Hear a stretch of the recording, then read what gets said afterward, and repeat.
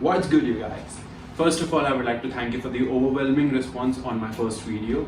The reviews, feedback and the comments motivated me to bring another one to you, that too so soon. So like always, this is Aman Bajaj and today I bring to you 7 common myths and the myth busters of mutual funds. So let's get straight to the point, and if you haven't previously watched my video, please do that.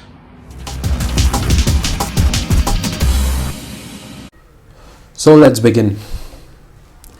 Myth number 1 we have: mutual funds are for experts.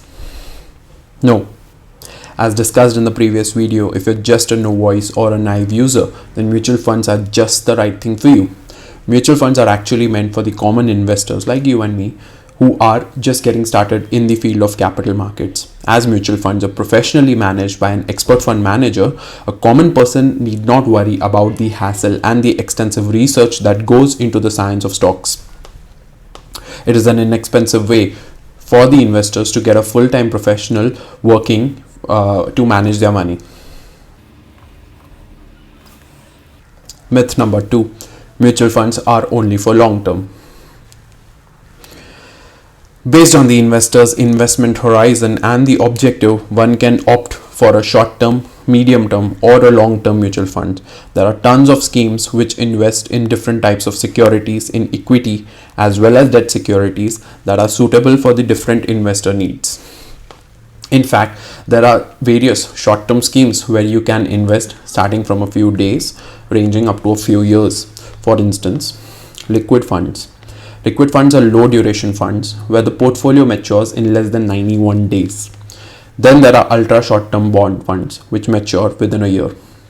While equity schemes are the most suitable for a longer term, debt mutual funds are suitable for investors with short-term investment horizon. Short-term means less than 5 years.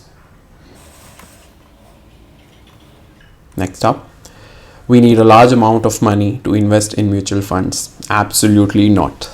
You can start investing in mutual funds with only a minimal sum of rupees 500. That is for SIPs. If you wish to make it a lump sum or a one-time investment, all you need are 5,000 rupees with no upper limit. For ELSs, that is equity linked saving schemes, the minimum amount is rupees 500. Okay, so next myth: investing in mutual funds is the same as investing in the stock market, or you can say mutual fund is only an equity product. That's not true.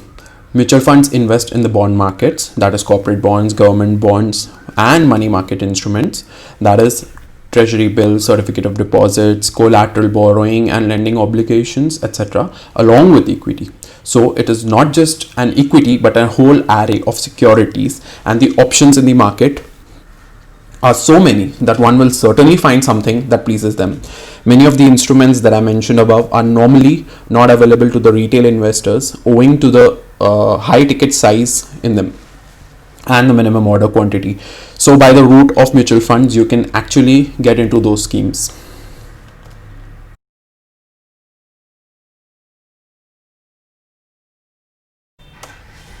Myth number 5 says mutual fund scheme with an NAV of rupees 10 per unit is better than a scheme with an NAV of rupees 25 per unit. Or in other words, mutual fund schemes with a lower NAV is always better. This is a common misconception. A mutual fund's NAV doesn't really represent the market price of the fund, but it represents the market value of the investments that the fund has got.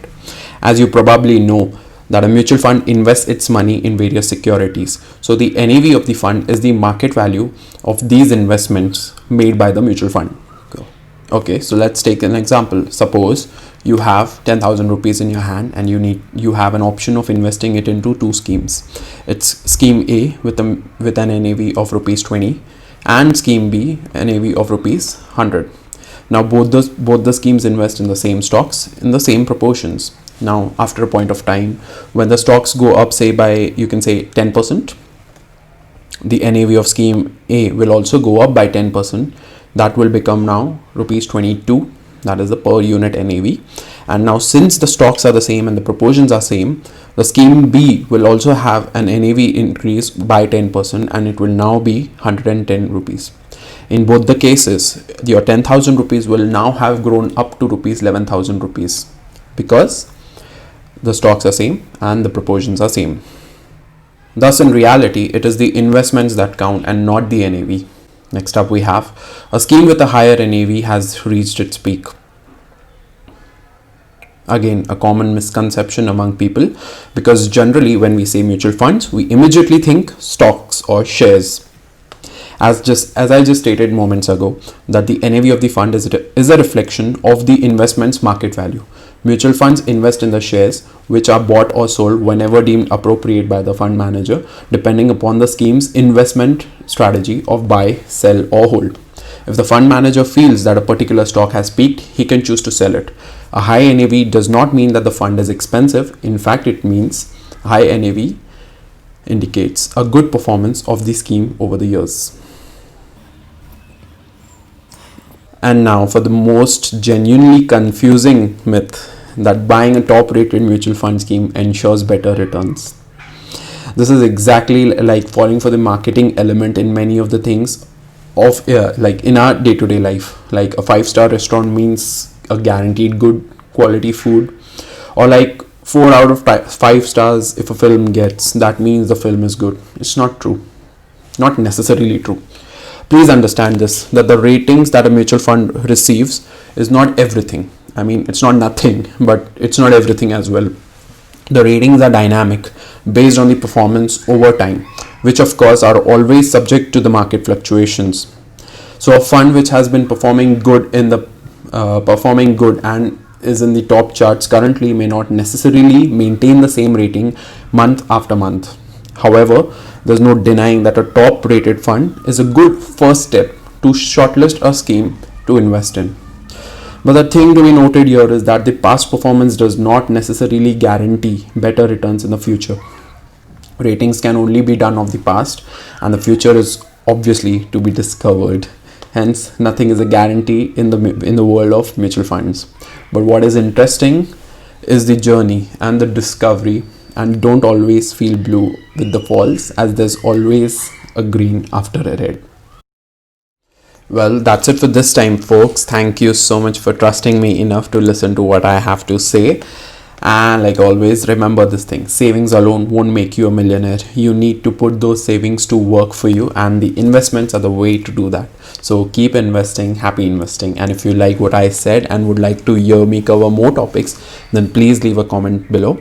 And if you feel that the video can be useful for someone you care about, then don't forget to share it and give this video a thumbs up. Thank you so much. Until next time, this is Aman Bajaj.